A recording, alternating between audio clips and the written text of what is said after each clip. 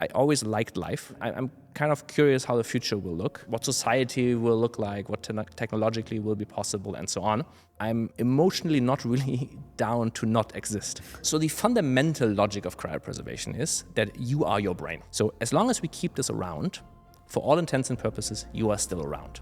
And that is what cryopreservation in its core does. Before there was a longevity field, well, back then it was called life extension. There was a time in the past where heart transplantations or other major operations were unimaginable. At some point it became medically possible, right. And now no one bats an eye, assuming of course there's informed consent. At some point I said, listen, if those guys are right, I just take the pill, whatever the pills or whatever is around. Let's say I make a copy of you, right? And then I guarantee that copy is now living in the cloud. Would you be okay with dying?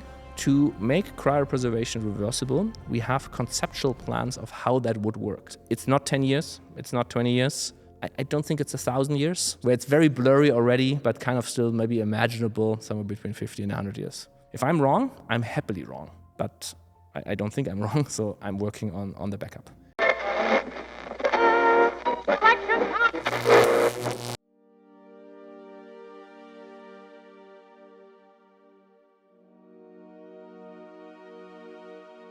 Technology moves exponentially, yet societal change is linear. This divergence, more pronounced than ever, is both exhilarating and deeply unsettling. What happens when these forces converge? In the years ahead, our laws, economies, education, and healthcare systems, the very scaffolding of civilization, will be tested as never before. Are we prepared to redesign the invisible architecture of an analog world? We cannot predict the future, but through these conversations, we can examine how technology reshapes the human condition and what it could mean to rewrite our social contract for a future that's already here. I'm Kyle O'Brien, and this is State Change.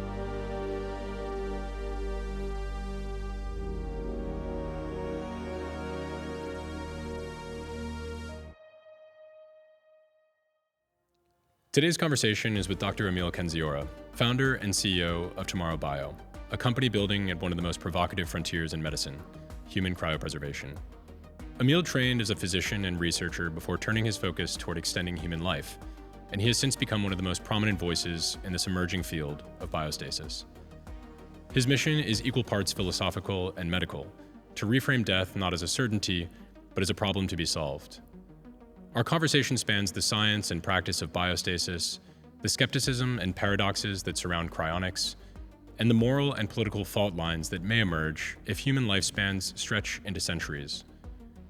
We discuss revival scenarios, the role of AI in accelerating progress, and how immortality might upend healthcare systems, social security, cultural evolution, and even geopolitics. It's a dialogue about technology, ethics, and the future, about what it means to push against the natural limits of the human condition. My name is Kyle O'Brien, and this is State Change. Emil, welcome to State Change. Happy to be here. Let's kick things off with a little bit about your background. Tell me who you are, what you're working on, kind of give me the full picture on your background. Sure. I'm Emil. I'm a doctor by training, but pretty much only by training. Since then I've been building companies, from data analysis to medtech, like a relatively broad spectrum.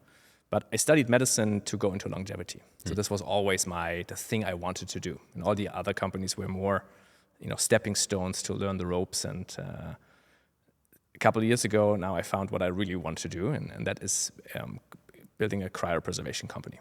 So you knew when you went to medical school that the game plan was not to practice medicine, but to apply that towards company building in the longevity space. Yeah, the game plan was to not die. Yeah, since I'm like 16, 17 or so. And I went into medicine because back in the day I thought, okay, so the best way to not die is to at some point lead a research team, right? Even a research institute, for argument's sake. Right? Can you talk a little bit about that actually? The urge not to die that came up when you were 16 or 17. Sure. Where did that come from? What was there like an epiphany? I can't really pinpoint it to any specific point in time. So it's not like my family died or anything like that. So it always, for me, was a combination of three main things, right? And over time, one factor was more prominent than another one, maybe. But it was always, I always liked life. So I have a relatively high base level of happiness. So life was always, I mean, there's ups and downs, of course, but by and large, I always liked life. And I don't see that changing any time, right? So even when I'm 80 or whatever, right? Then I'm kind of curious how the future will look, right? Like what society will look like, what technologically will be possible, and so on. And last but not least, and this was definitely also something when I was 16, 15, 12, I don't know, very early in my life, I'm emotionally not really down to not exist. Okay. Like, so I have this death anxiety, which apparently a lot of children have, where the thought of not being around is like deeply emotionally scary. And I still do have that today. Like for most people, apparently, I'm not sure, I have not looked at the research, but apparently from what I hear is for most people, this goes away after a while. And I still have that once in a while. Luckily, it's not a downside. It's just a motivating factor for me to work harder tomorrow. Yeah. So these three things together kind of gave me the motivation or like the goal of not wanting to die. It's interesting you mentioned that because I was thinking about this prior to the interview. I did have a very distinct moment. I remember being on a public bus in Paris when I was maybe 9 or 10 years old and being kind of overcome with fear about the idea of like an infinite non-existence. It wasn't exactly death. It was just the opposite of existing. Exactly. Ad infinitum. And I mean, it's obviously a concept that's pretty difficult for a child to grasp, let alone anybody else. But I can identify. Funny enough, I can never conjure that feeling up during the day. So for me, this is exclusively a feeling that I get when going to bed and then in the path of falling asleep. This idea of like thousands and tens of thousands of years of history will happen, and I'm not around forever. Right. And it's a deeply, deeply scary thought to me that you have these 80 years, like just the slice of history and future. That's the slice that you experience, and then that's it. Right. Right. And so my motivation is to figure out how to solve that. Yeah. So you're a generally happy guy. You don't want to die, and you're curious about the future. I think we're going to touch on all those topics today. So what are you now building in order to find a solution to effectively cheating death? Tell me about, first of all, the science behind it, and then we can talk more about the specific business that you're operating. Yeah, I'm building the backup, basically. Okay. So there is of course, longevity is a field now, right, where more and more people think at some point we will be technologically advanced enough in medicine and technology to maybe figure out how humans don't need to die anymore. When I say don't need to die, like where it basically becomes a personal choice, how long would you like to live? But of course, we're not there yet, right? And of course, and we can of course elaborate as much as you like. Probably for a good amount of time, that will not be technologically possible yet. So what do all the people who die today, tomorrow, in 5 years, in 10 years do, right? And so the backup is pretty much, it's cryopreservation. It's what you do at the time of death, where you have tried the doctors have tried all medical interventions that they have. Let's say someone gets terminal cancer, doctors try everything, but at some point they say, listen, we can take the pain away, but we can't, it's not curative anymore. You are going to die. The question is just, is it in 4 months, is it in 5 months, or is it in 6 months, right? And then cryopreservation is currently the only option where you can say, okay, instead of being cremated or buried, where at least in my worldview, that's it, there's no coming back from that, you can instead choose cryopreservation, where you're being put on, in preservation at extremely low temperatures, where then at those temperatures you can pretty much keep the body around, and most importantly, of course, keep the brain around. For argument's sake, it doesn't matter if it's 10 years or 20 years or 100 years or 1,000 years, for indefinite time frames, so that you bridge that time until society has advanced enough so that the cancer that led to your death in the first place is curable, and aging aging as a whole is also curable. There's a term that gets thrown around a lot in the longevity community, which is escape velocity. And I think what you're describing here with human cryopreservation is the ability to essentially extend your window of reaching escape velocity. Yeah, it's the stopgap measure. It's the stopgap measure. It's the bridging technology that might get you to a time when we do have, in fact, escape velocity. Yeah. So when I think of longevity, there's kind of three different categories. There's the kind of like quantified self. These are like the biohackers and the protocol optimizers, people who eat healthy, exercise. Their goal is to live healthier longer, but not necessarily extend your life. Perhaps you extend it by some margin. And then the next is more on the kind of medical intervention side. That can be drug discovery and development. That can be building new tools and devices, or kind of re-architecting the clinic experience so you get better measurements, more regular checkups, better predictive kind of personalized medicine.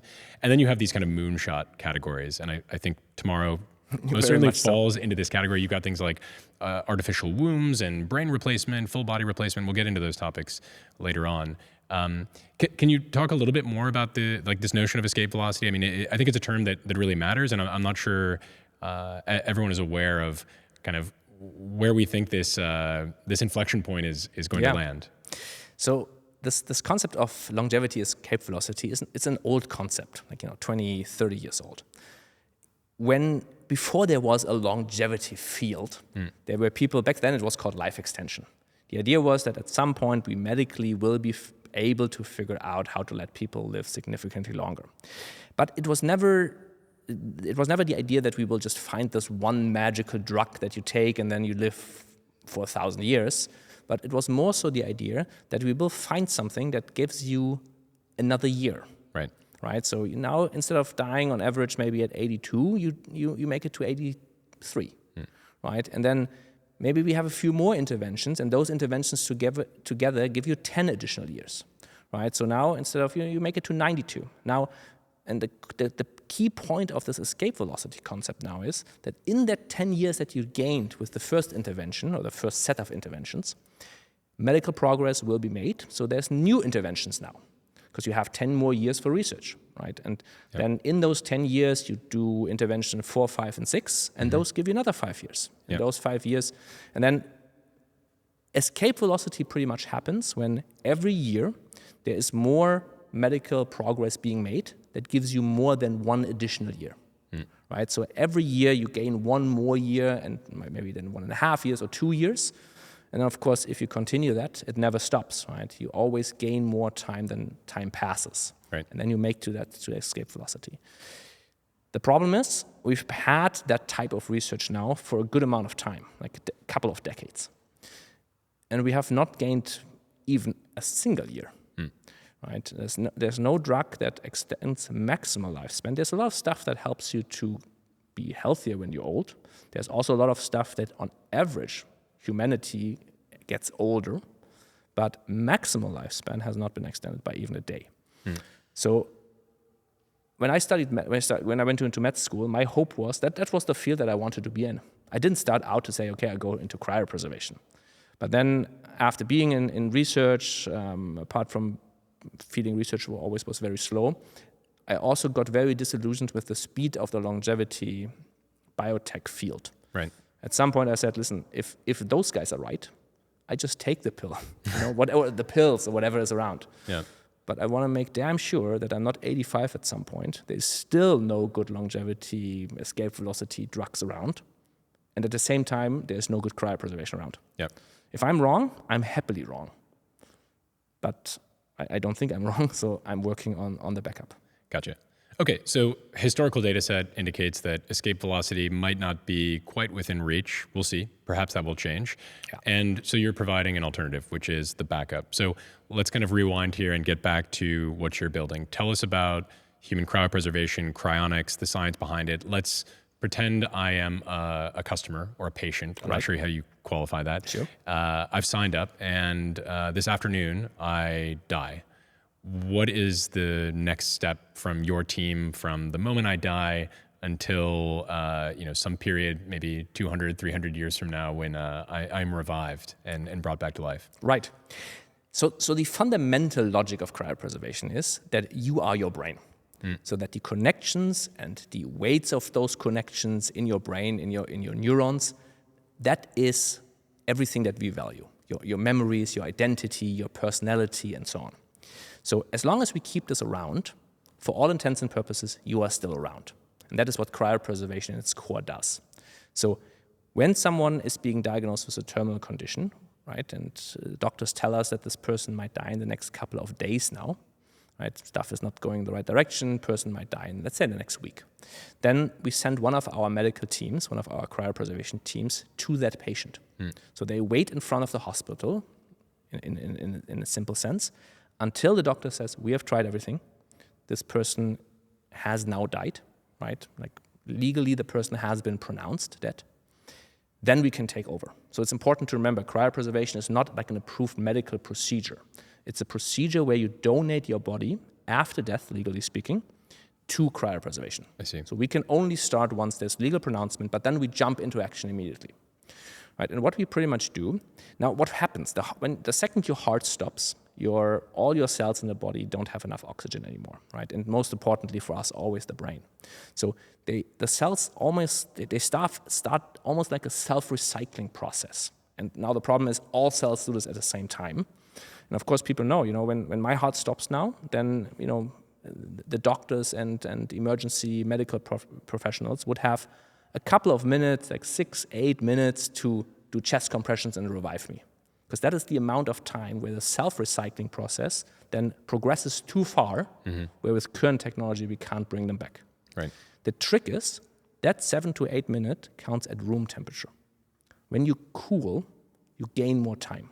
Right. There have been people in the past who died in skiing accidents, fell into ice skating, fell into the water, and they've been resuscitated without any neurological problems for an hour after death. Wow. An hour without heartbeat because they were cooled down.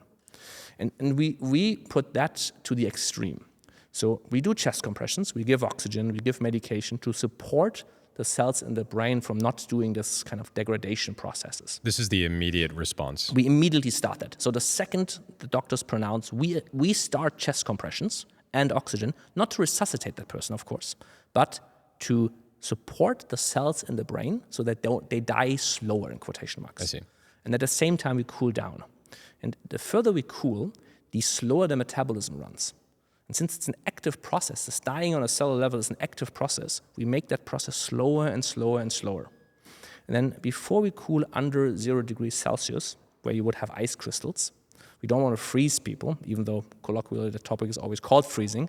We want to cryopreserve them, meaning we want to preserve them without ice crystals. Now, we replace all the blood and water in the body against a cryoprotective agent, which is a medical grade antifreeze solution that allows you to cool down without ice crystal formation. And when you do that, you can cool down, at least in our case, to negative 140 degrees. And at that temperature, now the metabolic activity at that temperature is pretty much, it's not zero in a theoretical sense, but it's in a practical sense, it's zero.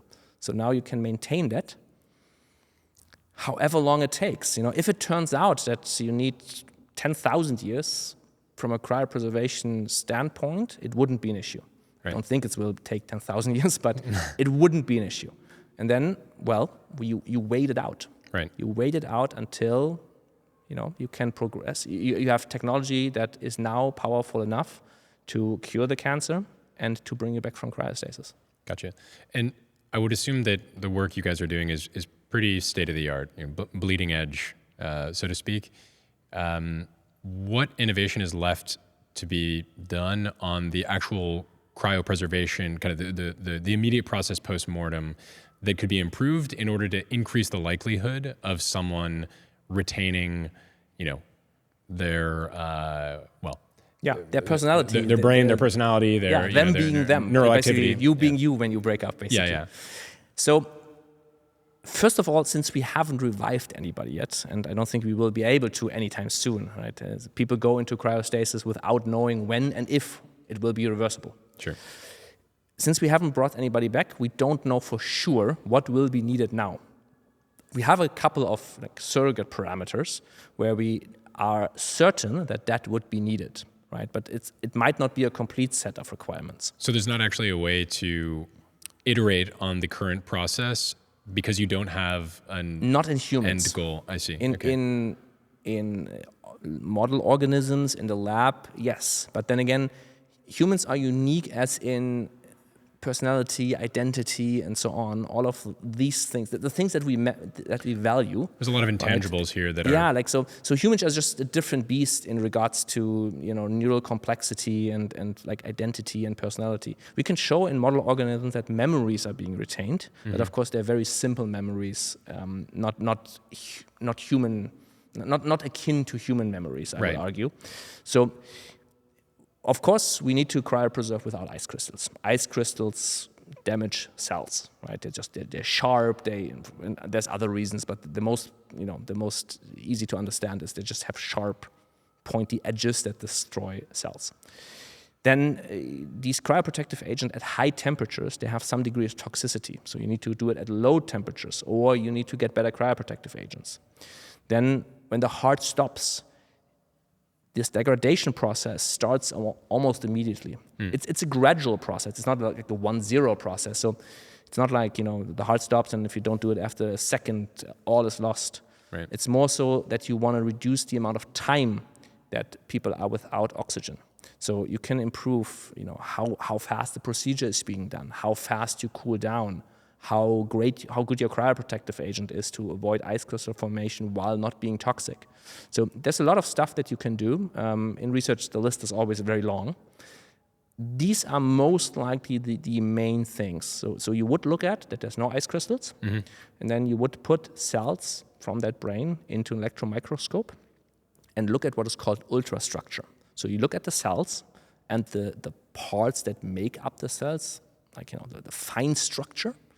And then you would say, okay, so this looks like it's supposed to look. So all the things that we currently in neuroscience understand that make you and make me, which is again the connections of the cells, the connections of those cells, the weights of that connection, and kind of like the internal computation of an individual cell, right? And you look at the picture of that electron micrograph and you say, yeah, all of those things that where we currently understand that those encode these factors, those are all still in place and they all look like how they're supposed to look. And then the rest will need to wait until we can actually bring someone back. Right. So preserving the brain and kind of neural pathways, identity, ego, I would imagine is probably much harder to do, but also much harder to predict what will and will not work in comparison to, I would say, simple preservation of the physical body. Is that right? Yeah. So we very much focus on the brain. Okay. So sure, we do whole body cryopreservation, so the rest of the body gets cryopreserved as well. But if your kidney is greatly preserved, it's not our primary concern, right? Because kidneys, even today, kidneys can be replaced. Sure. Kidneys will be 3D printable, most likely, at least in the future at some point. But the brain, of course, is unique, right? The brain is not replaceable. The brain is what makes you, right? You can't just put another brain in the future and it would just be a different person, right? So all of our attention is on the brain. Yeah. So whenever there's a decision to be made, do we want to optimize for the kidney or the liver or the brain? It's 100% always the brain. I was thinking about opting between being cryopreserved and in some future scenario, which isn't all that unrealistic with all the advances in AI, that perhaps there's a way they could do some sort of foundation model of the brain and they could map my neural activity to this model and preserve it and store it in the cloud or on a chip, and at some point kind of reinsert that chip into a physical body that was, I don't know, engineered or a clone of myself at some point in the future. How do you think people will make decisions between those two? I mean, perhaps it's not a decision you can make now. I don't think there's, as far as I know, anyone that offers this service, but it's not unreasonable to think that within 50 years, that could be an option. Do you view that as like a competitor to Tomorrow Bio or complementary? So around 80-something% or so, I don't have exact numbers, but somewhere between 80 and 90% of people don't like the, being put into a computer thought. For what reasons, do you know? So it was actually very interesting to do a study. Actually, we have a study in planning to figure exactly out where do people feel like this would not be them anymore. So, and that's the main reason. They feel like it would not be them, right? Because you have these kind of philosophical problems. Like, let's say I make a copy of you, right? And then I guarantee that copy is now living in the cloud, as you just said. Would you be okay with dying? Because your for all intents and purposes, right? For everybody externally looking at that would say, well, but that person is in the cloud now, right? And they would behave exactly like someone like you do. But most people say, well, I still don't want to die, right? Even though I might know my copy is living in the cloud, right? And now we could say, okay, we do this destructively. We don't copy you, but we kind of transfer you over. But I feel like that you can design some thought experiments where I think you can show that these two things are pretty much the same. And most people feel uncomfortable with the idea of, maybe being in the cloud and maybe being copied, but not being them anymore. It's a very difficult conversation, because since we don't really know what consciousness is, and this concept of what is you, it's like objectively the person, for everybody else, objectively as an external observer, the person who would be in the cloud would be you. Right. There would not be, for anybody else but you, there would not be a difference. But I tend to agree with that 80 to 90% of people that I would rather, just out of an abundance of caution, rather just wake up in my current body than something copy. Sure. I think it's a very difficult conversation that is like deeply philosophical, and what do you value, and what part of what do you think is you? I think there's also a difference between a representation of yourself and something that we deem fully conscious in the cloud. And I don't think we've quite figured out the definition. We will not know, right? Like so is something in the cloud that acts like you perfectly at every point? This idea of these philosophical zombies, right? That act exactly like a person does, or like you would, but there's just nothing behind it. Right. And then again, it's difficult. Maybe there's no difference between these two things. At least objectively, externally, we wouldn't be able to know, right? Because it acts exactly like you do. So for me, basically, all of these questions, they're like, I don't think they're even answerable to a large degree. Yeah. For me, if these questions come up, it's always okay. Out of an abundance of caution, I do it because whatever is going on in here, I don't know really what it is. And to some degree, I also don't care. I just want that to continue. Right. I like whatever is going on. I like that. Sure. And that I would like to continue. And that's basically what I'm working for. Yeah.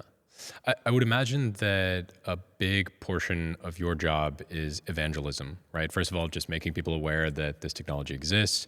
And then I think the bigger uphill battle, which is kind of having these tricky moral, philosophical, ethical discussions with people who might be open-minded and interested, but somewhat reserved. I think when the conversation around longevity writ large as an industry, but more specifically some of the more extreme moonshot kind of concepts are very difficult for people to grapple with. So you could ask someone, for instance, do you want to die? And they will say, no, surely I don't. And then you'll ask them, well, do you want to be cryopreserved to potentially, extend your life or achieve some level of immortality in the future? And most people come back with a kind of a bit of discomfort. They don't really know how to respond. They feel it's somewhat ethically ambiguous. So you probably have these conversations more than anyone that I know. What is the typical response and kind of the back and forth that you have with these types of, I guess, prospective clients? So for us, it's not even so much the issue that people say, I have ethical concerns and so on. And to be fair, cryopreservation, I get this, of course, asked in almost every interview I do, and I'm not sure there are that many ethical concerns. It sounds like at first sight there's a lot of ethical concerns, but I think there are in fact only two. Everything else I think is relatively easy to answer. Most people, the biggest topic that we try to figure out how to solve it is not necessarily that we talk to all of these people who say, I would like to live longer, but I'm not sure cryopreservation, ethical concerns, and so on. It's more so that a lot of people say, I want to do this. Around 20% of population says cryopreservation is my end of life choice. Doesn't matter if you do that. We did the study in Switzerland, in Germany, in the US. US, it's a bit higher, but it's always in the 20 percentile, like 20 to 30%. And now 6,000 people worldwide are actually signed up for cryopreservation with all organizations in the world. Between 20% and 6,000 people in the world, there's a big difference. Yeah. So I think the biggest issue for cryopreservation is not that people have all these concerns or like all these things that they still need to be answered. It's more so that it is a topic that at any day, it feels like something you could as well do tomorrow. Right. Or next week, or next month, or next year. So it never, because people, they think about it and they're usually healthy. So it's always something that might as well do soon. And then they never got around to doing it. And then at some point, of course, people who grow old right now, they get at some point into a state of, physical and mental not doing that well anymore. And then they figuratively, they get tired of life to a degree, I think. So, and at some point, you're like, I'm not sure if you want to do it anymore. I see. So their mind changes as they get older. So the way, if I were in your shoes and I was framing this as a sales pitch, you should kind of look at this as an insurance policy almost, that you buy into and pay a premium, month over month over the course of 40 years. Because by the time you reach 80, A, you might not have the cash to spend. Sure. It's fairly expensive. And B, maybe you don't have the zest for life you once had. Yeah. So of course, then you could always get out of it, right? You don't need to fulfill your contract. No, I think currently, people who do sign up with us, they're on average 38, 37, something like that. So relatively young, healthy. And then we do have people who sign up that are older. They usually sign up with them once they're being diagnosed with a terminal condition. Right? It's not the 85-year-olds. It's more so the 40, the 50-year-olds, the 60-year-olds. Yeah. It seems to be directionally that the older the people get, the more okay with dying they are. It might currently be due to the fact that people who do get older, they have a long period of morbidity, right? And where I understand that at some point you're like, listen, I just can't do this any longer. Like it's like life is tough. Yep. Of course, since now the longevity field will at some point, it's much easier to make people be healthy when they're old than it is to let them live longer. So I think the trajectory that we're heading towards is that, the 85-year-old just came back from a hiking trip or a sailing trip or golf or whatever, and then they're being told, you have 6 months. Yeah. And then people are like, dude, I want to go hiking again next month, next year, whatever, right? Sure. And then, so I think trajectory goes in the right direction, at least from a cryopreservation standpoint. But of course, this will take time. The statistic you mentioned earlier that about 6,000 people in the world have signed up, I think it's probably a fraction of that who've actually been cryopreserved. Around 600 or something like 600? Yeah. Okay. So a tenth of that. What is the biggest obstacle towards getting more people to sign up and do this? I mean, is it on the technological side? Is it on the legal side? Is it on the evangelism awareness side? Yeah, it's that. It's evangelism and awareness. So on one hand, there's a lot of people who know cryopreservation as a concept from science fiction. Very few people know that it's actually something that you can do, where you can sign a contract today. Yeah. And then even if people do know, then how exactly it works, how much it costs, how do you fund it, and so on. And that, last but not least, there is a good amount of people who actually know all of those things. Right. And they want to do it next year. Yeah. And then they don't get around because next year, it's like, a lot of people should have last wills. Like at least when you have children, you should probably have a last will. Right. And very few people do because, you might as well do it next year. It's a conversation that also a cryopreservation contract, even if you're fully convinced, it is something to think a bit about. Like which organization to go with. Like how do I exactly do this? Like it's something where you want to read the contract probably twice, right? Like it's not something where you just you rubber stamp, you one click buy on Amazon, right? Yeah. It is something where there's some amount of consideration required, just like there is for last wills. Even though you 100% agree you should have one. I mean, I think for most people, it's just an unpleasant thing to think about, right? You're 35, you're 40 years old. Why do you want to talk about, who you bequeath your house and your, stock portfolio to? Yeah. It's not really all that appealing of a discussion to be had. Right.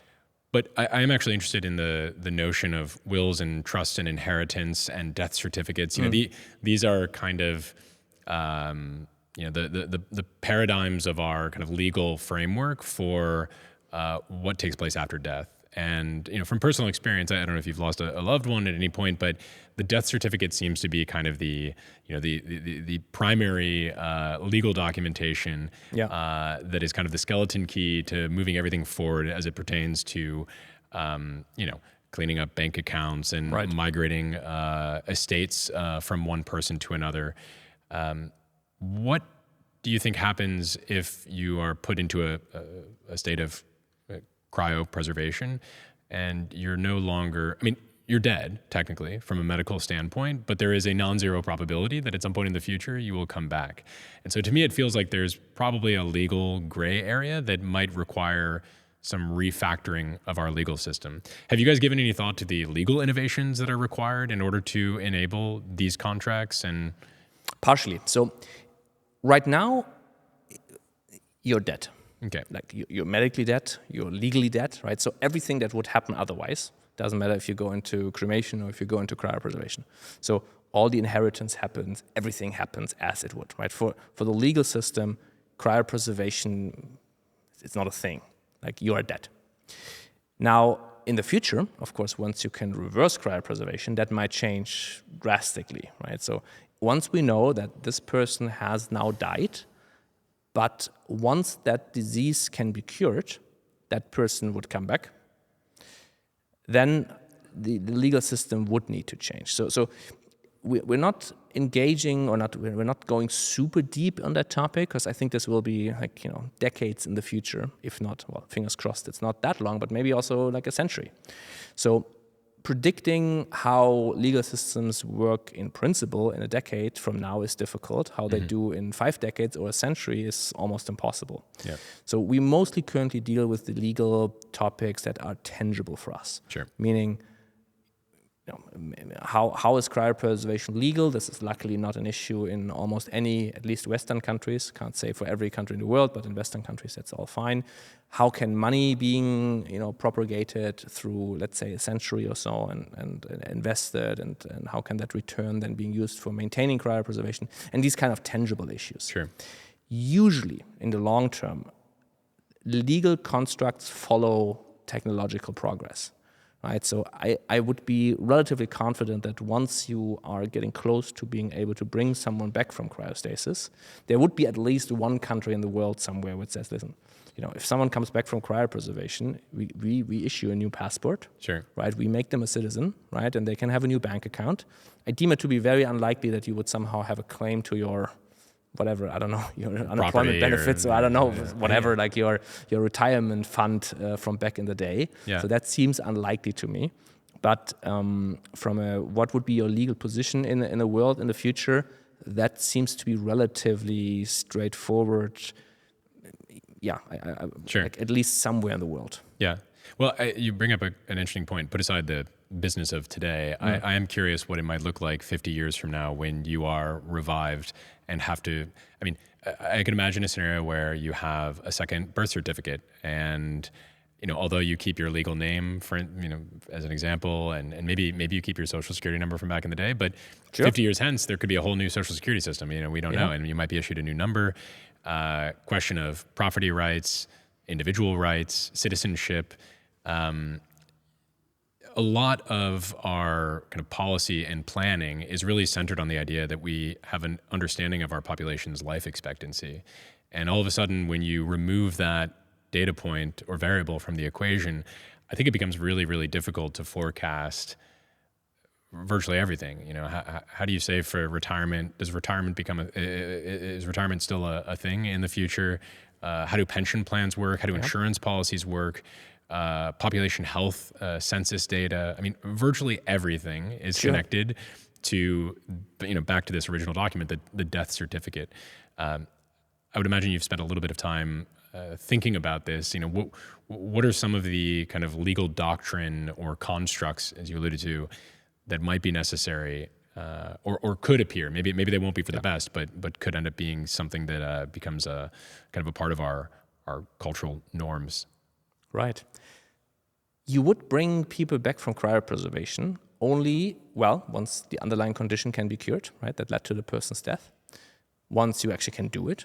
And then last but not least, of course, you would only do it once you bring someone back that then this kind of escape velocity concept that we discussed is already possible. Because it doesn't make sense to bring someone back, who's 85, and then if average life expectancy of an 85-year-old is, 87, right? They would just die again. Yeah. So you would wait until society would already be medically able to extend life by quite a bit. So all of those issues that you mentioned, society would have already needed to solve them. Not because of cryopreservation, but because the cryopreservation would only be reversed once, let's say, average life expectancy is maybe 140. Right. And I think none of these issues are fundamentally different. Like so yes, if people live to 140, yeah, you could not retire at 65, right? And then have the rest of your life, it just would financially not work. So, but again, you would also not be old at 65 or oldish, right? You would maybe work to 120, but you do it, of course, in good health and so on. And of course, it's always possible that, it's difficult to predict, of course, but it's possible that a society at that point would anyway be significantly more post-scarcity, meaning there would be some universal basic income, if not fully post-scarcity, maybe at least universal basic income, right. Because we have now fusion reactors, right, and energy is significantly more affordable, and people have significantly more personal choice in what they want to do, right, and not so much that they need to do something to pay for their livelihood. So that discussion, we're having this discussion right now, right? Like people are thinking more about universal basic income. How would a world with significantly more powerful AI systems, that a lot of the value generation in the world would be AI based, what do humans do at that point, right? So this has nothing to do with cryopreservation, and most likely cryopreservation will only be possible to be reversed once these topics will already needed to be solved for society, for the rest of society, right, anyway. And all the other topics as well, like how does inheritance work? Yeah, if people don't die, then there would not be inheritance anymore. But then again, so what? Like then, why? Like if your parents want to give part of their wealth to their children, they can do this now at any point, right? It's not so much that you don't need to do it at the end of your life. So I don't think any of these issues would be fundamental problems. There would definitely be big societal changes. But then again, I think those big societal changes are anyway on the horizon, independent of cryopreservation. Right. So just so we can kind of bear in mind what to expect in the next few decades, what is your best guess for the ability to fully revive someone with their thoughts and memories and identity from cryopreservation? Do you have an educated guess that you're willing to toss out there? My cop-out answer is somewhere between 50 and 100 years. 50 and 100 years. Not because I think it's actually 50 years, but because I think like somewhere between predictions 50 years, 60 years, 70 years out in the future, they become so blurry that it doesn't matter if I say 50 or 100 years. For me, this is exactly the same. I can't predict. iPhones are not predictable 50 years ago. Like it's not like that you say, okay, just this thing needs to get a bit better. Like 50 years before the first iPhone was released, it's unimaginable, right? And similarly, it's unimaginable what 50 years from now will look like. So to make cryopreservation reversible, we have conceptual plans of how that would work. So it's maybe even more predictable than an iPhone, but then again, the amount of funding that currently the field has and the amount of research speed that is currently the field shows, it's not. If you would extrapolate that, then 50 years probably would not be enough, and probably there would need to be a few really paradigm breakthrough scientific discoveries would be required. So it's very difficult to predict. It's not 10 years. It's not 20 years. I don't think it's 1,000 years, so it's somewhere between this kind of blurry, where it's very blurry already, but kind of still maybe imaginable, somewhere between 50 and 100 years. Gotcha. But it's very speculative, so don't hold me to that. I won't hold my breath. Okay, so your estimate is roughly 50 to 100 years from now, we can make cryopreservation reversible. I think that's a good benchmark to keep in mind. What do you think between now and then needs to change from a societal perspective in terms of acceptance, philosophically, ethically, morally, just the concept of reversible death or avoiding death altogether. And what sort of social backlash can you imagine taking place? I'm thinking religious movements, for example, or perhaps, you know, the population splits into two, where some opt for death and others opt not for death. I think there's many sci-fi paths we could walk down here, but what are the immediate ones that come to mind? I think maybe to start, like, what needs to change today for people to be more accepting of this sort of technology? Acceptance is already extremely high. So we did studies where we asked people, you know, should cryopreservation be illegal, or is it moral?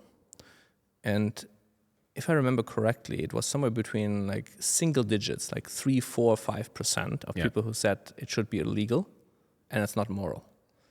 And of course, the point here being, no one should be forced to need to be cryopreserved. But then again, most countries, and of course we did that in Western countries that are usually very liberal. We did it in Switzerland, in Germany, in the US, where no, it's tough for someone to say, hey, someone else shouldn't be able to do something as long as they do it with their own money and they do it without hurting anybody else. Yep. Right? So acceptance is not an issue. I deem it also to be quite unlikely that in the future, once that technology works, then it would just be a medical procedure. Right. There was a time in the past where heart transplantations or other major operations were unimaginable, right? And from a moral standpoint, like doing organ transplantations, taking organs from one human and put another human, there was, I'm not sure when exactly, but I'm pretty sure there was a time when people felt like, ooh, sure, this is not. I'm not sure if this should be fine. And then at some point it became medically possible, right. And now no one bats an eye, assuming of course there's informed consent. Right. But that would of course always be also the case for cryopreservation, where someone makes the choice to be cryopreserved for themselves, not for anybody else, right? And I've not heard a good moral argument or an ethics argument or anything like that. Like if someone makes that choice with their own money and after informed consent, what moral right would we as society or anybody individually have to tell someone you're not allowed to do that? So, and mostly these things like become. So usually society moves into becoming more, at least over longer stretches of time, becoming more liberal. It might not look like it because it's a bit of a zigzag line, of course, but over longer stretches of time. So I would assume that in 100 years from now, directionally, every individual would have more individual choice what they do and what they don't want to do than they might have today or 100 years ago or 200 years ago. So from that point of view, I don't see many issues arising, at least if society continues to develop as it did over the last decades and centuries and millennia. I was doing some research on kind of policy, legal frameworks around cryopreservation. I stumbled across a stat, which was that about 14 countries have explicit legality around assisted suicide. Places like Switzerland, where you operate, but also Spain and Canada, parts of the US. I couldn't find any formalized legal framework around cryopreservation. So I was curious your point of view on that. What does that say? I mean, the contrast between the two say about a society like ours? Yeah, it says something about what society, what became a social issue.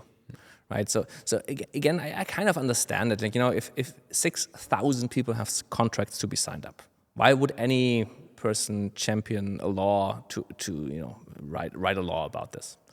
Like, assisted suicide, of course, became in some countries like a personal freedom issue, where people have levels of pain where they deem their life to not worth living anymore. Right, and then of course it's a very personal choice, and so on and so on. But directionally, again, it seems to be that more and more countries decide that if someone makes that choice for themselves, of course after comprehensive informed consent and checking other options and so on, that then it should be the right of that individual to make that choice for themselves. And the additional thing is that for cryopreservation, from the people who work on cryopreservation or for the people who choose cryopreservation for themselves, there was never the necessity to try to champion a law, because cryopreservation works currently just based on the legal framework of body donation. So there is no need for a specific law. There was very much the need for a specific law for medical aid in dying or assisted suicide. But for cryopreservation, it's just not needed. You can do it based on the existing laws, even though there is no specific written law for that specific purpose. But then again, I'm not one who thinks that is like a priority to push that, because why would we? Yeah. Okay, let's take one step beyond cryopreservation. Let's assume cryopreservation works and people are you're successfully reviving people in the future. Let's say there's multiple other techniques for life extension. We've achieved escape velocity, and death is officially optional. It's a informed consent. There's a number of ways that I think immortality, as opposed to cryopreservation as the object of fixation, can go awry, right? First of all, access to medicine is an existing problem today.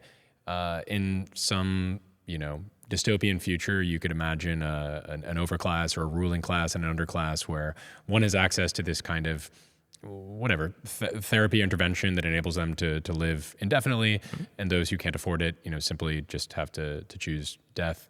You can also imagine, various religious sects kind of pushing back on this notion, or kind of creating social division around the concept. So how do you think about the longevity movement? And I guess this ultimately the end goal here is not to die. And if you're planning not to die, you become immortal, right? So by logical extension, what is the best vehicle for delivering that message such that you can create some semblance of unity around it? It seems like a very tough needle to thread. I'm not sure. So immortality is a very long time, right? So yes, of course, the logical extension of never dying is immortality. But then again, thinking about like 1 million years, 1 billion years, whatever, like really, really long stretches of time, I feel like moves it away from a tangible or scientific. It moves it into a philosophical discussion. How might that work, right? Yeah. Where it's very difficult for me to even imagine. Even 10,000 years is difficult to imagine. 1 million, 1 billion is definitely difficult or impossible to imagine. Sure. Right. So I think the easier way is to think, okay, so let's for all intents and purposes, people live indefinitely. Because for 10,000 years would already, compared to current society, would be, for all intents and purposes, very similar to immortal. Doesn't matter. Yep. I don't think there's a meaningful difference between these two. So I deem it to be very unlikely that it's going to be a dystopian society. Because the world where there is a dystopian society and we still made it to longevity is unlikely. Like a dystopian society is probably going to be, war-torn or whatever, where there's no money for biological research. There will be good weapons, but not more medical research. So I think it's very unlikely, and it's very unlikely to wake up from cryopreservation in a dystopian society. And then again, it's a zigzag line, but historically, there is not a time in the past where I would rather live than today. So directionally, I think society gets more utopian than it gets dystopian. I'm not saying we're living in a utopia, nor do I think I will wake up in a real utopia, but I think directionally it will be a better world by all metrics that we can look at. Like all Human Development Index, like whatever you want to use as a, are we going dystopian or go we utopian? I think it's going to be more towards utopia. Interesting. At least historically, that was always the case, right? Again, like if you don't imagine yourself as the king, like if you would be a random person in the past, I would not choose any year in the past. I mean, maybe last year or whatever, right? But not like if you need to go back more than 50 years. There's very few people who would say, if I really consider all the implications, I would rather live in that year than I do today. Yeah. And then how so I think longevity and living longer it doesn't make something better in regards to, how much difference is there between people who have access to a lot of medicine and who don't. We currently live in a society where some countries have access to everything and others, die due to infectious diseases because they don't have enough antibiotics. So this is, in that kind of picture, if someone would look from a utopian society onto ours, they might say, well, this is a dystopian society. Look at this crazy, ruling class and class who doesn't have access to medicine, right? So I'm not saying cryopreservation per se makes something better there, but I think these are almost independent, like they are independent problems, I would argue, right? So one of the goals of Tomorrow Bio is not only to make cryopreservation, it has three main goals, right? Make cryopreservation better from a quality perspective, make it more accessible, like meaning more teams, but then last but not least, it also has the goal of make it more affordable. So in my worldview, cryopreservation should purely be a choice of if you want it or if you don't want it. It should not be tied to your bank account by any means. Currently, unfortunately, it is. But then again, unfortunately, every new technology is usually like that. So we're going to do everything that we can to make it accessible for everybody. Yep. And I would definitely try to, as much as we can, work towards a world where in the future, you make that choice, and then whoever you are and however wealthy you are, you can have access to it. Yeah. Yeah, that's a common critique of most longevity protocols. I mean, think of someone like Brian Johnson, who spends $3 million a year on his personal medical staff and building a protocol, and then kind of evangelizes that through his platform, and kind of basically explains to people that they can reap, 80% of the benefits without, at 20% of the cost or something like that. I mean, that's a common pushback. And like you said, it tends to start at the higher end of the spectrum in terms of cost. And of course, over time, as things get, better, more efficient, more accessible, the cost curve moves down and it becomes widely distributed. I don't think it's almost a societal criticism. It's not a criticism that is at all unique to longevity stuff. Yeah. It applies to the whole medical field. It applies to society at large, right? We do live in a society where certain people cannot afford certain like big houses, living in nice areas, good food, whatever, right? So I think so. So I think there is a critique to be made, but I think it becomes inconsistent if you try to somehow apply that critique where you try to argue that somehow longevity is uniquely so, or creates that problem uniquely so, right? So at least then I don't see how this applies. And as long as we live in a society where it is totally fine to buy your second Porsche, or where rich people are totally fine to, allowed to spend their money on expensive houses, then I don't see how it is a uniquely problematic issue that some people say, okay, I spent my money on trying to live as healthy and as long as possible. So we were talking about kind of the utopian, dystopian potential scenarios, and something that struck me was that you think it's highly unlikely that in a dystopian future you would ever be revived, because more than the outcome there is probably that there's a world war going on, or resources have been reallocated from biotech funding and research towards something else, weapons.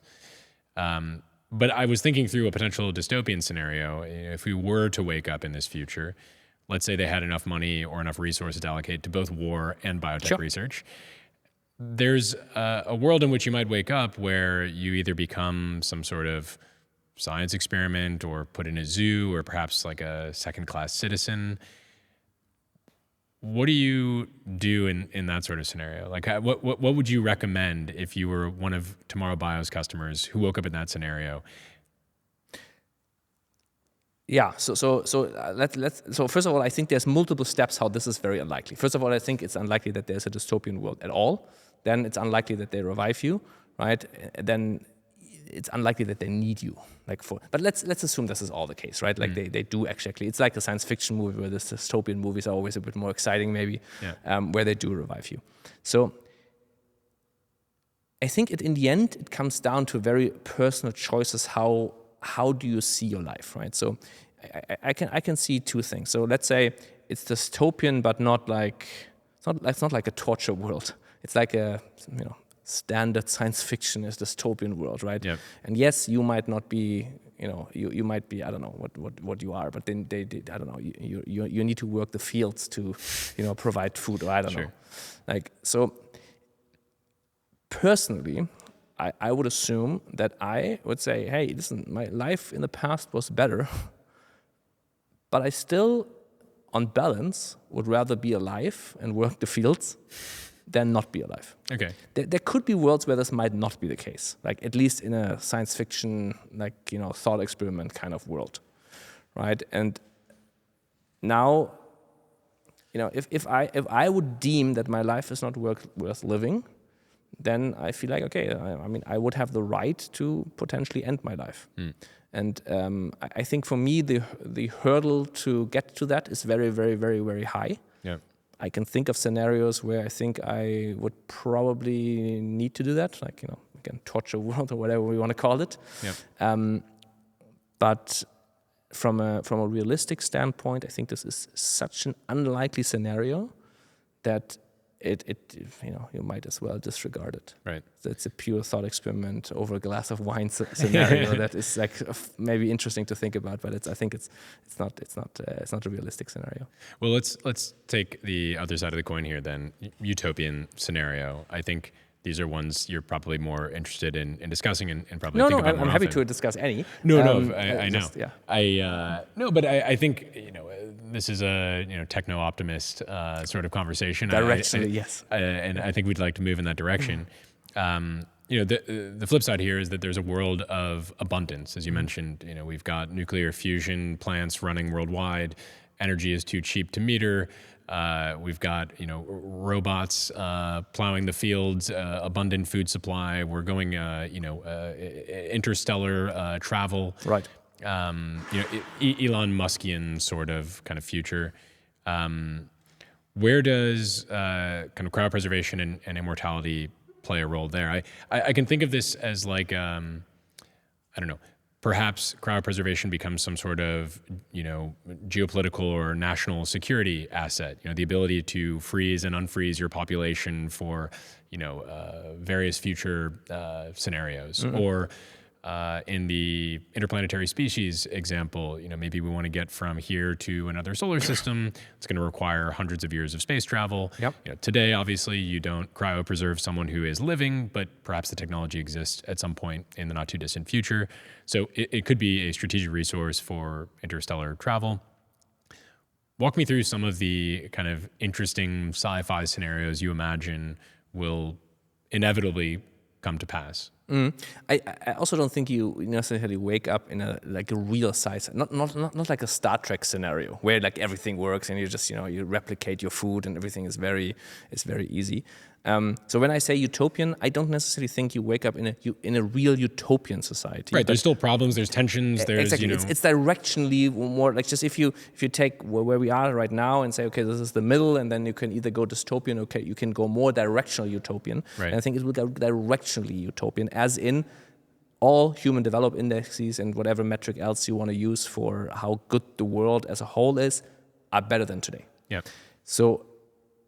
And now how much further we go into real utopian Star Trek kind of territory, also very difficult to say. So I think there's a likelihood that for revival from cryostasis, you need to be sufficiently advanced as a society that you will have already solved a good amount of other problems. Like, stuff like world hunger, like child mortality and so on, and have a significantly more distributed world, as in meaning there's less of a difference between rich and poor. There's like more people less people who live under the poverty line and so on. Because otherwise I think society would not say, okay, let's do cryopreservation now. Tough to say. It might still be the case, right? It might be like there's wealthy people who right now who work on things that are not solving child mortality or people living under the poverty line, but other purposes. So it's not necessarily that this is necessarily the case, but directionally, I would hope that would be the case. And then in the rest of the world, it's very difficult for me to say like how much sci-fi it will get. scientifically we would need to be significantly more advanced, which would probably mean we would need something like not necessarily for cryopreservation, but just it probably comes as a package like fusion reactors and so on. But I'm not sure how the rest of the world would look. Like, I think you can take any standard sci-fi-like scenario where it's more utopian than it is dystopian. Yeah. Well, I actually like the description of this semi-utopian or slightly more utopian society than we have today, because inevitably there will still be problems that need solving, problems of governance, problems of world hunger, problems of work, and the labor force. So can you imagine a scenario where a government would want to kind of co-opt this technology in order to, I don't know, increase or decrease their population size? I mean, imagine this gets in the hands of some sort of authoritarian dictator. I think we quipped earlier that Xi Jinping and Vladimir Putin were caught on a hot mic talking about longevity and the prospect of immortality. So it's on the minds of these types of characters. Can we think of a scenario where, I'm not saying we're in some dystopic, future universe. It's a world much like today, but maybe, slightly more advanced technologically. There are still, democracies and authoritarian governments and regimes. Let's kind of, for the sake of argument, just operate in kind of today's context. What if this sort of technology, cryopreservation is one example, but any sort of life extension or call it immortality like technology gets into the wrong hands? What are some of the adverse effects that you can imagine? So I think this would be, so first of all, most of the research is being currently done in the Western world, right, on longevity. So I think it would be more in that direction. But let's say even like I don't know, Russia or China or whoever gets there first. It seems to be very unlikely to me. So this is like they might have it first, but then it's one of those things, once the other side knows that it works, it can be done, the other side would have it, 10 years later, or let it be 20 years later. So I don't see, because it's not necessarily technology that you can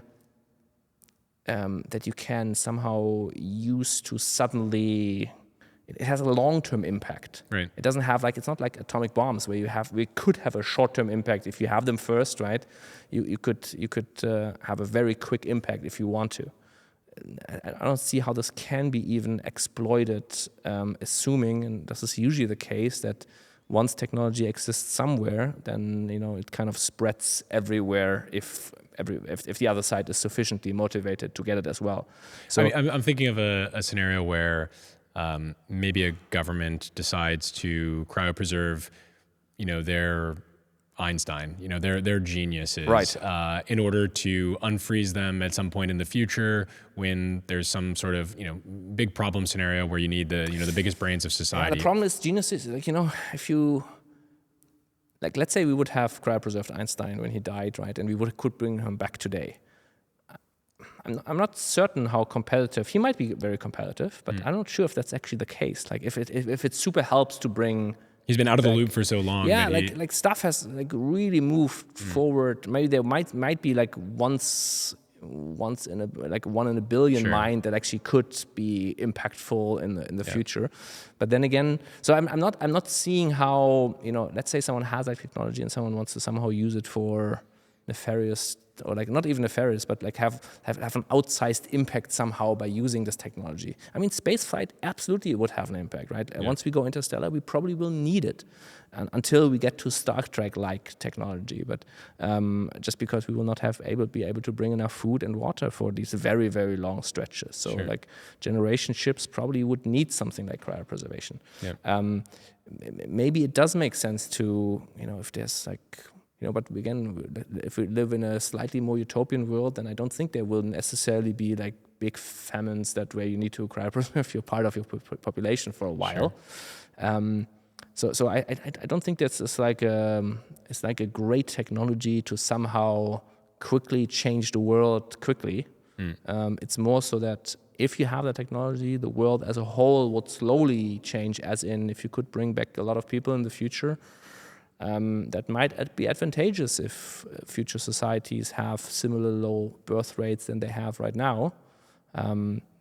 Some extra people. I always get asked if if overpopulation is an issue. Yep. It might in fact be that the future society would be very happy about some extra people. Right. I want to talk a little bit about AI. I think there's no category that's untouched by AI in the current zeitgeist. If you think about the internet, it brought us kind of disinformation.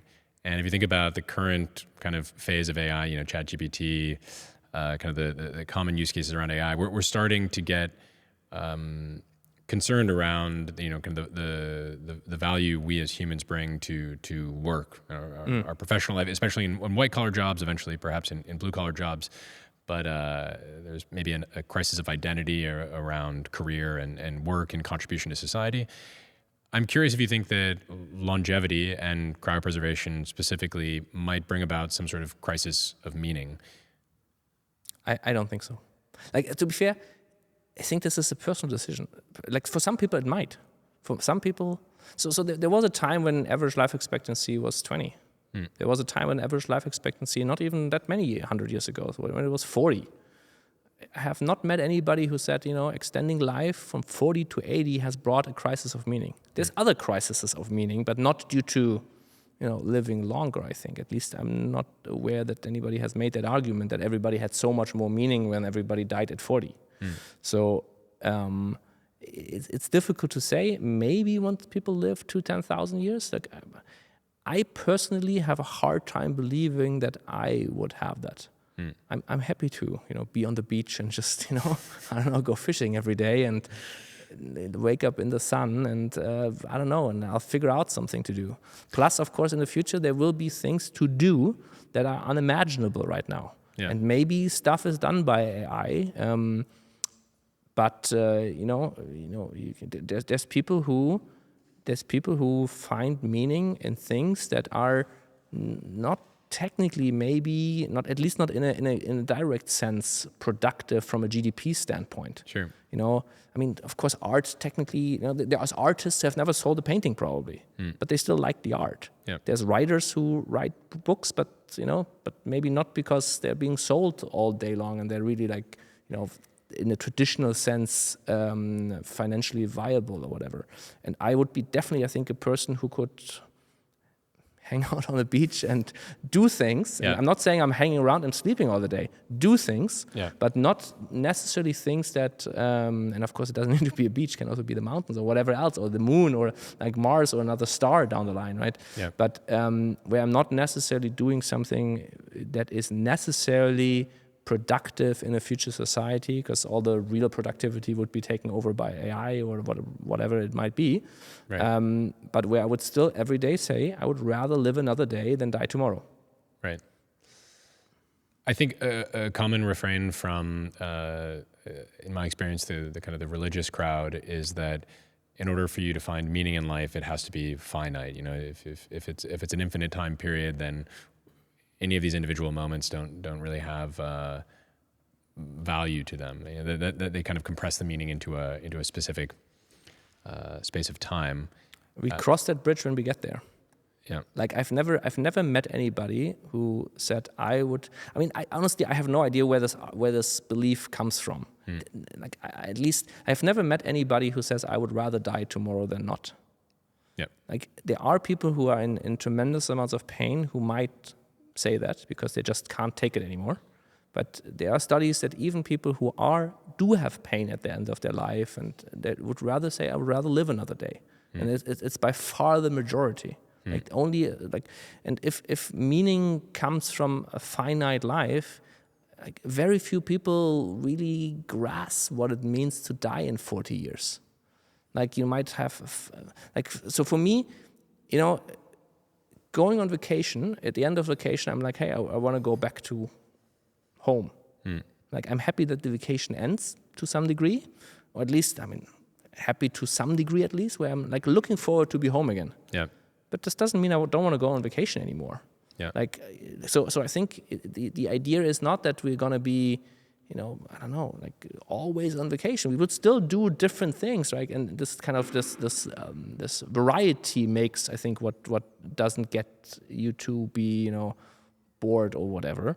But then again, why would that change in the future? So I have a hard time seeing, and if someone believes this for themselves, right? Again, cryopreservation is never something that people need to do. Right. It's purely a choice, right? So if someone says, some religious person says, I need an endpoint for me to see purpose, like who am I to say this is not like absolutely? Then go for that. Do you imagine that the broader culture will shift more towards secular rationalism as a result? Like over the course of decades? Not as a result, but this is happening anyway. Yeah. Like, I mean, religious beliefs, at least in, maybe not worldwide, I'm not sure, but at least in Western worlds, it's like constantly going down, right? So I don't think it's because of cryopreservation or longevity or anything like that. These are independent processes. So I saw that you recently had a conversation with a priest on the subject. Right. I suppose it was more of a debate than a conversation, but it was more amicable than perhaps you I anticipated. was ready for a real fight. Unfortunately, I could not. Yeah. I think the interviewer tried to make that happen a bit, Yeah. but it was not easy. The priest was significantly too open Right. for cryopreservation. It was like, totally, Jesus would have done it basically. Really, that was his. I don't think he exactly said it like that, Right, but in summary. But directionally, he was like, this was totally fine in Christianity, like, Really? all good and so on. Well, there is something that intrigues me on a social level. You have people that are dying at a later and later age. We already see this today. The life expectancy has grown significantly, and as a result, the kind of people in power, so I don't know, senators, representatives, or kind of cultural icons, public figures, tend to skew older, and we get less turnover on kind of who is steering the direction of a country or of a movement. And I can imagine that if we move from octogenarians in the Senate to centenarians in the Senate to, whatever the term is for people with, 300 or 500 years of age, you might end up with some sort of cultural stagnation where the young people don't get to kind of displace the older people and kind of freshen things up, bring a new perspective. How do you think about that as we expand indefinitely life expectancy? I think there's two solutions to that. On one hand, term limits probably make sense already today. So I don't think you necessarily need to be so political discussion and what is the topic that is currently important, right? It doesn't matter if someone has been there for 40 years or 400 years. 40 years is already probably too long or whatever. So I think one way would be term limits, and probably already is something that we need right now. The other path would be that usually when we talk about living significantly longer, we don't mean that, now you're 120 and now your mindset is still, like how you get older and you might be less open to new ideas, and now we just scale that process up, and when you're 400, you definitely don't accept any new stuff anymore, and you only live in your nostalgic world and want to basically bring back the past. Right. The combination would always be that longevity treatments would increase neuroplasticity as well, so that people would be as open to new ideas and new concepts and being able to learn and integrate them into their worldview as people are maybe in their 30s or 40s. So I know that Elon Musk always says, I'm not into longevity because, then there would not be progress anymore. Correlation doesn't mean causation. So I think it's a high level argument without having thought about much, right? So these things are not foregone conclusions that if people live longer, that then stagnation needs to happen. It's more so that we need to make sure that neuroplasticity goes up, and that people who now live significantly longer are significantly more open to accept new ideas and get into new ideas and yada yada, which I think is anyway a good thing. And plus, you can do it with regulatory things, like, for example, implementing term limits. So as the Overton window shifts towards cryopreservation and longevity therapies kind of being commonly accepted, I'm curious if it starts to become kind of a national strategic asset. So we alluded earlier to kind of the new space race and the idea of interstellar travel. I think that's one interesting area where cryopreservation techniques could certainly be applied. I'm curious, more so from the kind of governmental regulatory side of things, where are we best suited to accelerate some of the work that you're doing? So I know you operate out of Switzerland and Germany. Perhaps at some point, a country like China decides that this is a national strategic priority and allocates tons of money into it. Would it be worthwhile opening an office over there? I'm trying to think of kind of the strategic thinking around, regulatory arbitrage and also what it implies about the countries that are making these types of choices. Right now it's a really mixed bag. So we chose Switzerland for its long-term stability and like also brand of stability. If you wanna have long-term storage somewhere and you need to predict which country will still be around in 100 years. I mean, Switzerland, it's not a guarantee, but it's a good bet. Yeah. Switzerland is good in that regard. The US is good as in how death certificates can be issued. So in the US, death certificates can be issued based on circulatory arrest. So the second the heart stops, you can pronounce someone. So there's very little delay from stopping of the heart stops until you can start the procedures. Is that not the case in most countries? In other countries, it's different, yeah. In other countries, it's very different, in fact, from country to country, how exactly this can be done. So, for example, in a good amount of the European countries, there's a mandatory waiting period between heart stops and when you can pronounce death. Okay. Right, so where we have already kind of this starting of these degradation processes where we are not allowed to start it until we have the official announcement, the pronouncement.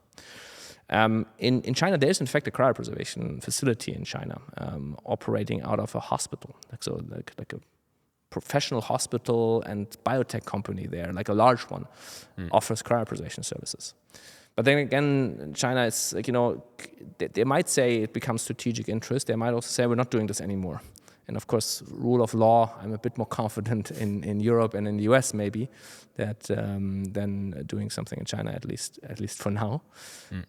So currently it's really a mixed bag of some things work well here, others there. So we're active in Europe and in the US, and if there's other countries in the world where stuff works great in the future, where there's opportunities, then we're going to be there as well. Sure. Yeah, I would imagine brand image, both for Tomorrow Bio and also the regulatory environment that you choose to domicile is pretty important, because we're talking on orders of decades.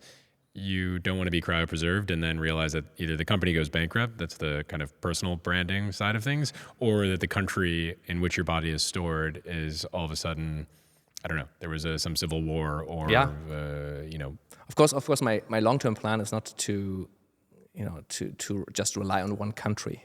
Like the goal is, so when we talk about Tomorrow Bio is the kind of the customer facing side of things. But then there's two foundations already today. There's a couple of additional foundations in the US. Down the line, the goal is to have, currently we have long-term storage in Switzerland, but then we're already in the early stages of talking and thinking about having another storage facility in the US. Right? Down the line, I want to have one in Japan and one in, South Korea, and really have geopolitical arbitrage, so that if, for example, in Europe there's some geopolitical instability, you could just say, listen, we just go to US now, and if US gets unstable, you move to Japan, so that you're ready. I mean, cryopreservation A to Z is about stacking the deck in your favor to increasing probabilities from how good the procedure itself, how good the quality of preservation is, but also how well you set up government, from a governance perspective, how well you can mitigate against geopolitical risks, how well you have your financial planning in place, right? So down the line, I'm pretty sure Tomorrow Bio will be, 50 organizations with checks and balances and different foundations, and these guys will take over if there's a problem, because we, of course, plan for very, very long periods of time where you need all of those, I think, kind of like fallback options. And how is that set up, the entities between the kind of core business operating company, and I understand you have a foundation or maybe two foundations. Yeah. So the decentralization happens both around physical storage, but also around the legal entities that you set up and operate. Yeah, so day one, this whole thing was just one foundation. So that was the original plan. And then it was the first foundation that I ran. I ran a lot of companies in the past, but the first foundation, a non-profit foundation. And then I learned that non-profit foundations are very slow day to day, like way too slow to really move, at a startup speed. So then we set up Tomorrow Bio, the company. And then at some point we said, okay, so now we have a foundation that does the long-term storage, but there's a slightly different, slightly different day to day what needs to be done that the asset management foundation does. So we set up another foundation that does asset management. So now there's Tomorrow Bio that does all the customer stuff, that does the procedures and so on. There's one non-profit foundation that does the long-term storage. And there's one foundation that is private benefit to the benefit of the people in cryostasis. That does the asset management. And down the line, there will be at least one more foundation or trust where people at the end of their life can say, I have 20 million net worth, whatever, 1 million, whatever it is. Half of that I'm giving to my family and my children. Half of that I would like to have back in the future, where they can park their money and then potentially get it back in the future.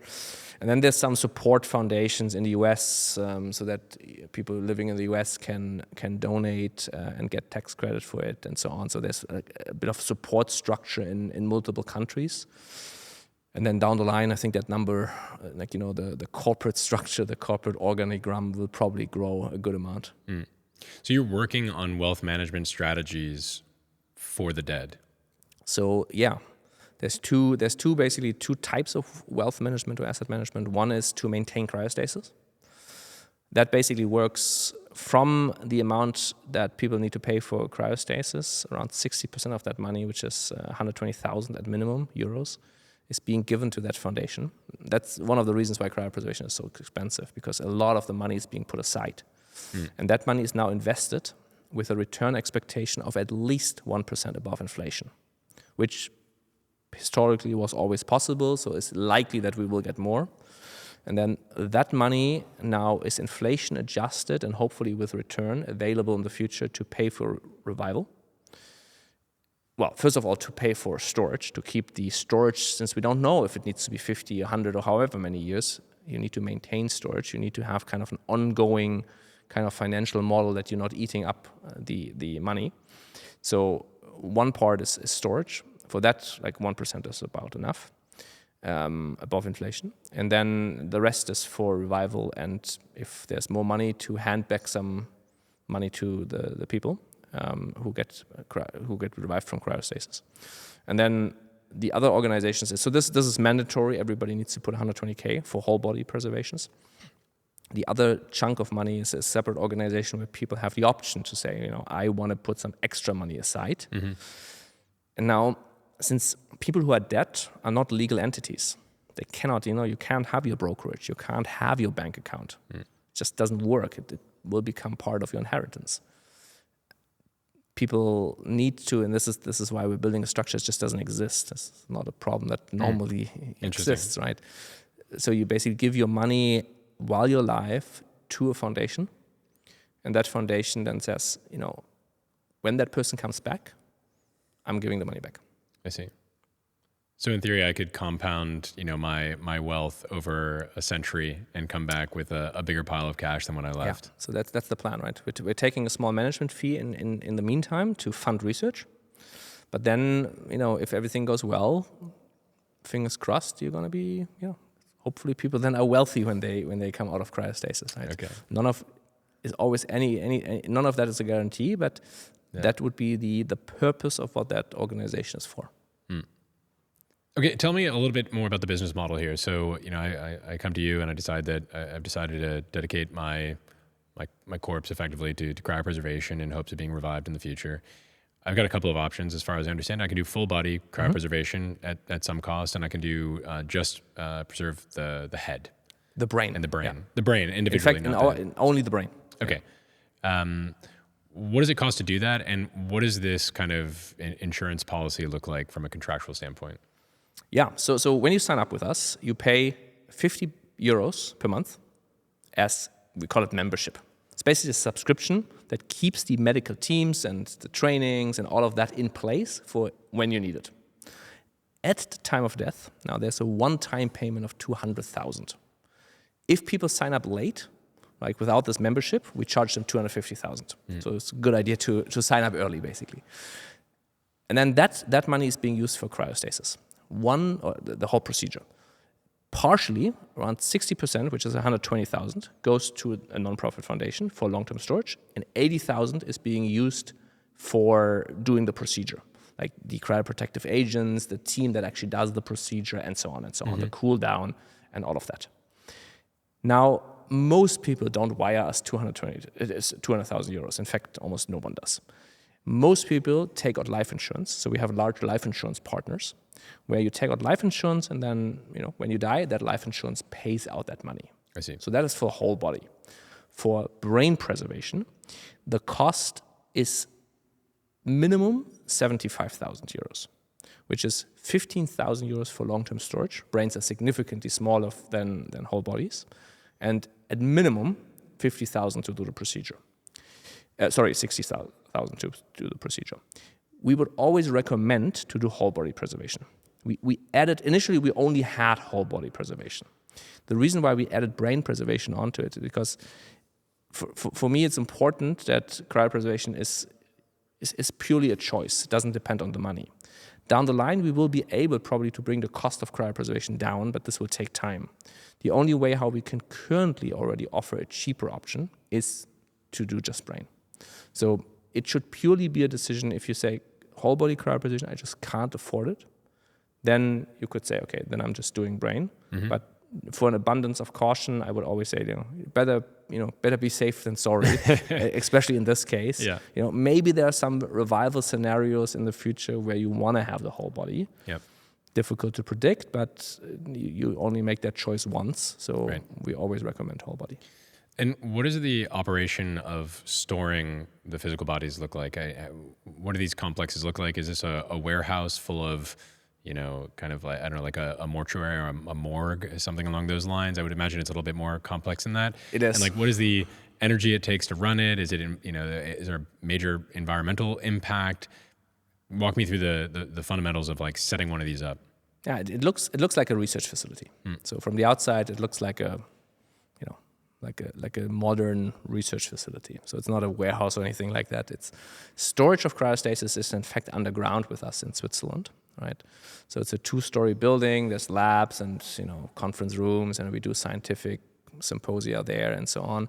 And then underground, there's an imaging facility like a CT scanner for quality assurance, and there's an operation room and so on and so on. And then there's a large underground storage facility where you have these cryopreserved people stored.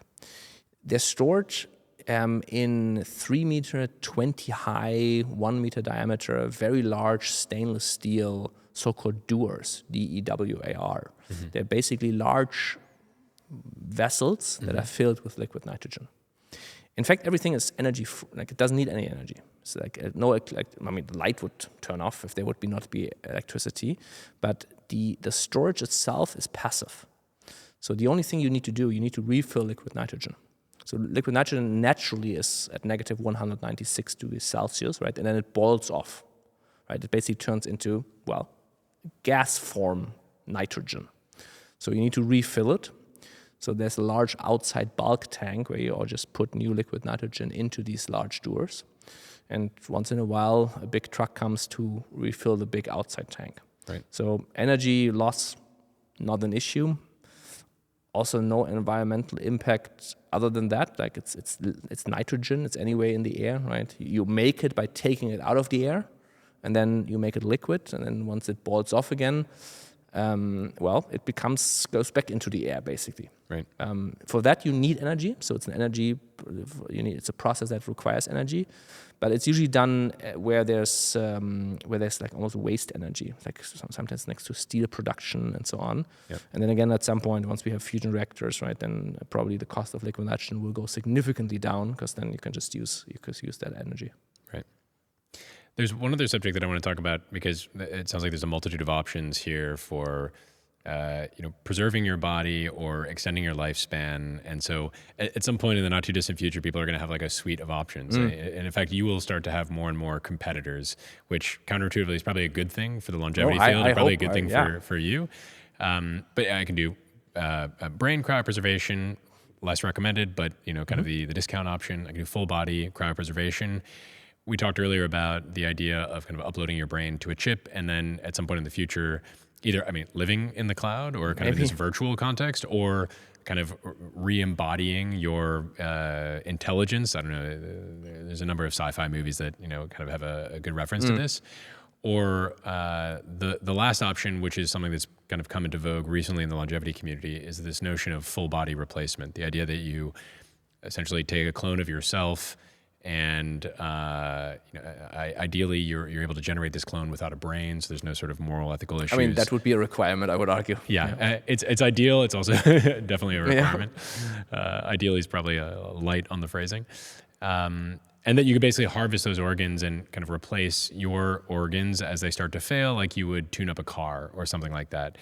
You could even conceive of mixing and matching here, where I clone myself and keep it in a vat somewhere, and upload my brain. And once that clone is at mature age, I could take the brain on a chip and plug it into that clone, or something along those lines.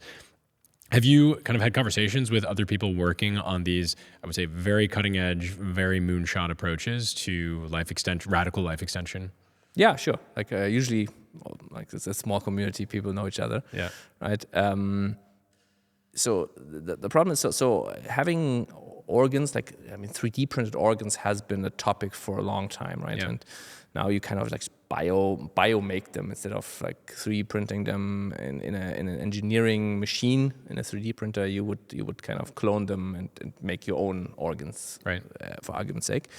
The problem is, like, let's say you would replace all organs, the brain would still be old, right? And now there's some very advanced ideas how maybe the brain could be partially replaced, but that's, to be fair, where I'm like getting a slightly less, like, parts of my brain being replaced. I have some potential problems reservations with it. around. Yeah, like I'm not as sure if I would want that, or like these. To be fair, I don't want to be cryopreserved either. Right, like it's not something I want to do. But if if my choice is between cremation or burial, and to be fair, I think this is the best way to think about any of these technologies. Right, the best is just to live and maybe do some treatments and then continue to live. Right, but that's not the choice that people are given right now. The choice is, like, at some point, you have the choice between, do you want to be cremated or buried, or do you want to do cryopreservation? Or maybe organ replacement, right? And in those choices, my choice is always very clear. Of course, I definitely would want to rather be cryopreserved than buried. And and then if other technology, if organs can now be replaced, right? And when I'm 60, I can get a new liver and a new kidney and a new heart, that would probably be helpful. Like, reduces probably the chance of cancer or heart disease or whatever other diseases arise in these organs. Right, and if this is possible down the line, then I don't see a reason why this should not be, why people should not be able to say, okay, I would like to do that. I kind of elective. Currently, this is not a thing because we have an organ shortage, right? So currently, organs, of course, should go to people who actually would otherwise die right now. Right, but assuming we can, in fact, either 3D print or biologically make new organs, and we don't have a shortage anymore, then this might just become a thing that people can choose to do. For cryopreservation, the answer is always live as long as you can and as healthy as you can, and then just as a last choice, if the choice is only that or cremation, then cryopreservation, I think, is a choice that could be considered. No one should do this early. Like, it's not good enough. Give me time to make it better, and then you can do it as a last ditch effort. My understanding is that there are more pets than humans that are cryopreserved at the moment. Is that accurate? It's about equal. It's about equal. Like ballpark. Yeah. Okay. Do you offer pet cryopreservation services, or is that a We do. completely different business line that you're thinking about in the future? No, we do. We initially didn't. And then people reached out to us and said, "Hey, my cat is dying, my dog is dying. Can I cryopreserve them?" And then we didn't. It was not the plan initially. We didn't have that on our webpage or anywhere. Just people actively reached out to us, and now we do offer it. And I think we have now 15 or so pets as well in cryostasis already, and more signed up. I mean, to be fair, now it makes a lot of sense for me, right? If you've been living with your dog or your cat for the last 15 years, and then they've become part of the family, right? And especially, of course, even more so for people who might not have children. And then some people might say, "Listen, for me, that's worth it. I want to give that dog the chance to see them again in the future." Yeah. On the scientific side, is the bar a little bit lower for revival for pets? I mean, as you mentioned, bringing a human back, we want to make sure that we preserve their ego, their memories, their kind of neural activity. It would be hard to judge in a cat or a dog because we're not going to have a communication, as far as, at least today, we won't be able to have some sort of communication with them. But maybe you would notice behavioral differences or something along those lines. So I think the bar is lower, but I think it's not a crazy. It's not like it's the same ballpark. Yeah. And is the science completely different, or are you applying effectively the same methodology? It's very much the same. Like there's no difference, in fact. Like it doesn't matter. Once you get larger, once you want to cryopreserve something larger than a certain volume, then pretty much it's the same technology that you need to employ to make that happen. And pricing wise, is it on par with just a brain? Pricing wise, it's actually a bit more affordable. So cats are somewhere, because cats are all kind of the same size-ish at least. Cats are somewhere in like 40,000 euro range.